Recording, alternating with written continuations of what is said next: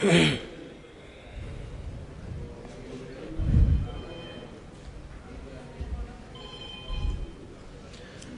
ચાલુ.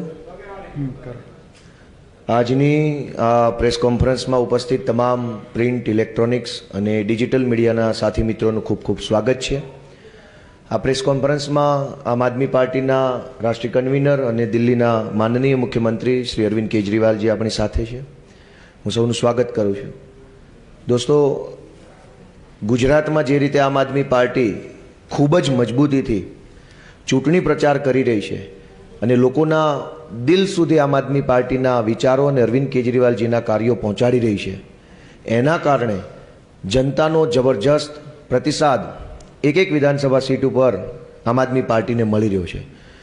અને આમ આદમી પાર્ટીને જે પ્રતિસાદ મળી રહ્યો છે એના કારણે ભાજપ આખી પાર્ટીની અંદર એક ડરનો માહોલ ફેલાઈ ગયો છે.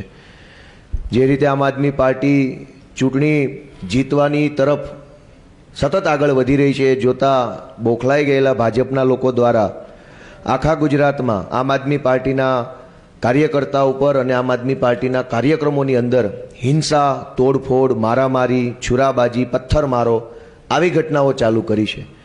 27 વર્ષ સુધી જનતાએ જે વિશ્વાસ આપ્યો મતના સ્વરૂપમાં, એના બદલામાં કામ કર્યું હોત તો આજે આ પથ્થરમારા કે છરાબાજીની ઘટનાઓ ન કરવી પડી હોત.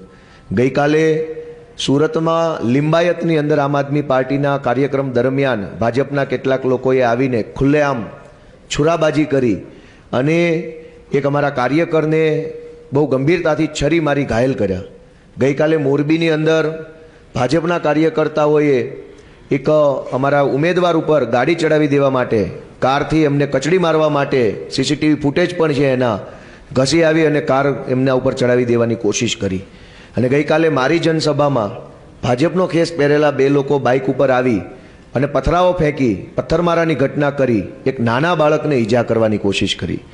નાના બાળકનું માથું ફૂટી ગયું, હું એને દવાખાને લઈ ગયો.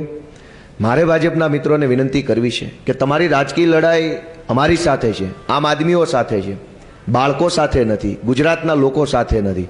તમે પથ્થરમારા કરો છો, તમે છરાબાજી કરો છો, ગાડીઓ ચડાવી કચડી મારવાની કોશિશ કરો છો. ગુજરાતમાં આ પ્રકારની હિંસાને ક્યારેય જગ્યા રહી નથી. ચૂંટણી લડો, તમે તમારી વાત મૂકો, તમે કરેલા કામ મૂકો અને આવનારા વર્ષોનો એજન્ડા મૂકો, પરંતુ પથ્થરમારો કરીને, જનસભાઓની અંદર છરાબાજી કરીને, લોકોને ઈજા કરીને, હિંસા કરીને ચૂંટણી જીતવાની જે કોશિશ કરો છો એ બિલકુલ યોગ્ય નથી. આવી ઘટનાઓ ગુજરાતના લોકો ક્યારેય સાંખી નહીં લે. આમ આદમી પાર્ટીની સરકાર બનવા જઈ રહી છે ત્યારે ડરના માર્યા બોખલાઈ જઈને આ પ્રકારની નિમ્ન કક્ષાની હરકતો ભાજપ જે કરે છે એને ક્યારેય ગુજરાતની જનતા માફ નહીં કરે. આમ આદમી પાર્ટીને વધુને વધુ મત આપી ગુજરાતની અંદર એક ઈમાનદાર સરકાર બનાવશે એવી મને પૂરી શ્રદ્ધા અને વિશ્વાસ છે. હું અમારા માનનીય નેતા શ્રી અરવિંદ કેજરીવાલજીને વિનંતી કરીશ કે તેઓ આગળની વાત રજૂ કરે. आप सब लोगों को मेरा नमस्कार. अभी जैसे गोपाल भाई ने बताया किस तरह से भारतीय जनता पार्टी के लोग जगह जगह हमले कर रहे हैं गुजरात की जनता के ऊपर, इसकी हम कड़ी निंदा करते हैं और उनसे कहते हैं कि आपका झगड़ा हमसे है, आपकी समस्या हमसे है, हमारा को जो मर्जी कर लीजिए, हमें कोई दिक्कत नहीं है. गुजरात की जनता के ऊपर हमले करने बंद कीजिए. उनकी ये बौखलाहट क्यों है? भारतीय जनता पार्टी इतनी बुरी तरह से बौखलाई हुई क्यों है? पहली बार 27 साल के अंदर वो इतनी बुरी तरह से बौखलाई हुई है. मैं उसका जवाब देता हूं. आप सड़क पे निकल जाइए, सड़क पे निकल के किसी से भी पूछिए आप किसको वोट देंगे,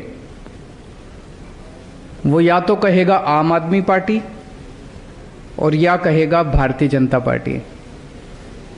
जो जो लोग कहते हैं भारतीय जनता पार्टी, उसके साथ 5 मिनट बात करो, वैसे ही जनरल बातचीत शुरू करो. 5 मिनट की बातचीत के बाद वो कहता है कि जी मेरा पूरा मोहल्ला झाड़ू को वोट दे रहा है, मैं भी झाड़ू को वोट दे रहा हूँ, लेकिन डर लगता है आम आदमी पार्टी कहने से. जितने लोग आपको बीजेपी को वोट देने वाले मिले सड़क के ऊपर, सबसे 5 मिनट बात करके देखो, ऐसे लगता है कि हर आदमी बीजेपी छोड़ के आम आदमी पार्टी को वोट दे रहा है. ये कारण है कि बीजेपी बुरी तरह से बौखलाई हुई है. तो तीन चीजें साफ साफ निकल के आ रही है। एक, कि लोग डरे हुए हैं। हमने इतने राज्यों में चुनाव लड़े, पहली बार एक ऐसा राज्य है, हमने पंजाब में भी चुनाव लड़ते हैं, हम दिल्ली में भी चुनाव लड़ते हैं, पहली बार एक ऐसा स्टेट देखने को मिल रहा है जिसमें एक आम आदमी ये बताते हुए डरता है कि मैं किसको वोट दे रहा हूँ। उन्हें डर लगता है कि अगर मैंने भाजपा नहीं बोला तो मुझे ये मारेंगे, कहीं भाजपा वाले तो नहीं है जो पूछ रहे हैं। तो आम आदमी डरा हुआ है। दूसरा, कांग्रेस का वोटर ढूंढने से भी नहीं मिल रहा। जैसे एक ऐड आता है ना, ढूंढते रह जाओगे, वैसे ढूंढने से भी कांग्रेस का वोटर कहीं नहीं मिल रहा। तीसरा, भारतीय जनता पार्टी का वोटर बहुत बड़ी संख्या में, बहुत बड़ी तादाद में आम आदमी पार्टी को वोट देने जा रहा है। पूरा गुजरात इस टाइम बदलाव मांग रहा है। कई लोग कहते हैं कि राजनीति के अंदर मेरी भविष्यवाणी सही निकलती है। 2014 में जब दिल्ली में चुनाव हुआ था तो मैंने एक पत्रकार को लिख के दिया था कि कांग्रेस की इस बार 0 सीट आएंगी। किसी ने यकीन नहीं किया, लेकिन उस चुनाव में कांग्रेस की 0 सीट आई थी। पंजाब के चुनाव में मैंने कई सारी भविष्यवाणियां की थी। मैंने कहा था नवजोत सिंह सिद्धू हारेंगे, चन्नी साहब दोनों सीटों से हारेंगे, बादल साहब का पूरा परिवार हारेगा।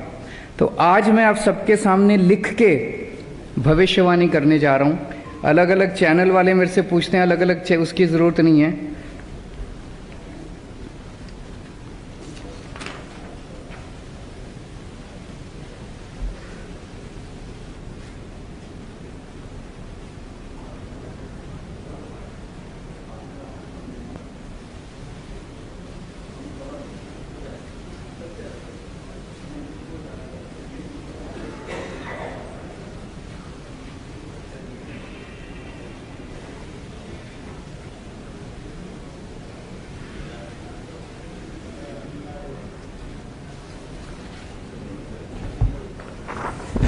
गुजरात में आम आदमी पार्टी की सरकार बन रही है।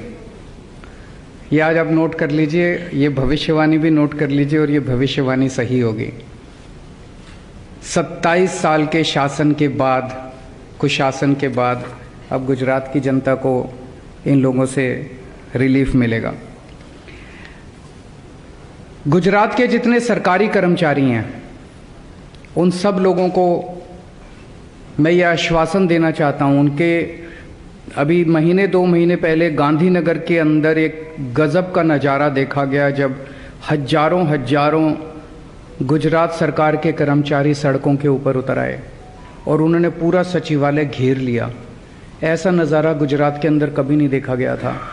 और उनकी एक ही डिमांड थी, ओल्ड पेंशन स्कीम लागू की जाए। मैं आज गुजरात के सारे कर्मचारियों को कहना चाहता हूं कि हमारी सरकार बनेगी, 31 जनवरी तक ओल्ड पेंशन स्कीम लागू करने का नोटिफिकेशन जारी कर दिया जाएगा। ये मैं हवा में बात नहीं कर रहा। पंजाब के अंदर ओल्ड पेंशन स्कीम जारी करने का नोटिफिकेशन जारी हो गया है। ओल्ड पेंशन स्कीम दोबारा लागू कर दी गई है पंजाब के अंदर, हमारी सरकार बनती, और ये नोटिफिकेशन जारी हो गया पंजाब के अंदर। गुजरात के अंदर सरकार बनने के बाद 31 जनवरी तक ओल्ड पेंशन स्कीम लागू करने का गुजरात के अंदर नोटिफिकेशन जारी कर दिया जाएगा। इसके अलावा बहुत सारे दूसरे कर्मचारी हैं, कच्चे कर्मचारी हैं, कॉन्ट्रैक्ट वाले कर्मचारी हैं, पुलिस के बहुत सारे साथी हैं, स्टेट ट्रांसपोर्ट के बड़े कर्मचारी हैं, ड्राइवर हैं, कंडक्टर हैं, वीसी हैं, बहुत सारे ग्राम रक्षक हैं, होमगार्ड हैं, आंगनवाड़ी वर्कर हैं, आशा वर्कर हैं, टीचर्स हैं, हेल्थ वर्कर्स हैं, तलाटी हैं, सफाई कर्मचारी हैं। इनके कई सारे मुद्दे हैं। इनमें से बहुत सारे ऐसे हैं जिनको ग्रेड पे की डिमांड है। इनमें बहुत सारे ऐसे लोग हैं जिनको कच्चा कर्मचारी हैं, उनको पक्का करने की ज़रूरत है, वो कह रहे हैं कि हमें पक्का किया जाए। इनमें से बहुत सारे कर्मचारी हैं जिनकी तनख्वाह बहुत कम है, तनख्वाह बढ़ाने की ज़रूरत है। इनमें बहुत सारे कर्मचारी हैं जो ट्रांसफ़र पोस्टिंग की वजह से अपने घर के पास, इन सबको मैं आश्वासन देना चाहता हूँ कि ओल्ड पेंशन स्कीम तो लागू करेंगे, आपके हर एक तबके के जो मुद्दे हैं हम आपके सारे मुद्दे समाधान करेंगे, क्योंकि हमें ये लगता है कि हम अपनी कोई गारंटी पूरी नहीं कर पाएंगे जब तक हमारे कर्मचारी दुखी रहेंगे। सारे कर्मचारियों की सारी समस्याएं ठीक करेंगे। मेरे सारे कर्मचारियों से हाथ जोड़ के विनती है कहा जाता है कि जिस राज्य में सरकारी कर्मचारी जिस तरफ हों, चुनाव वही पार्टी जीतती है। सरकारी कर्मचारी 10 तरीके से इन्फ्लुएंस करते हैं, 10 लोगों को बताते हैं, उनकी बात सुनता है समाज।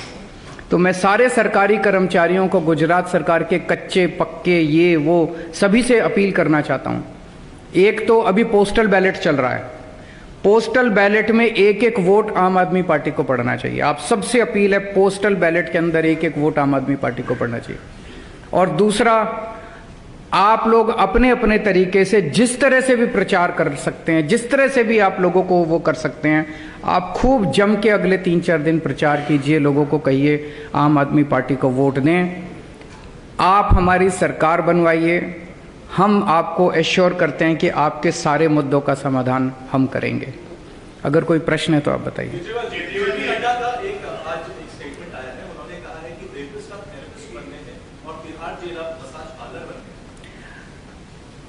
भारतीय जनता पार्टी ने दिल्ली के अंदर एक गारंटी दी है कि हर वार्ड में एक वीडियो की दुकान खोलेंगे।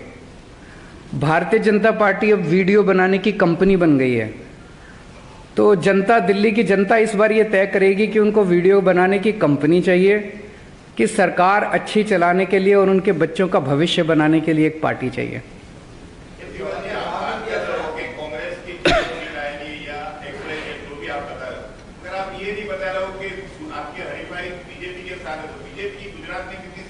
मैंने बता दिया, हमारी सरकार बन रही है तो हमारी 92 के ऊपर आएगी, उनकी 92 के नीचे आएगी। Thank you.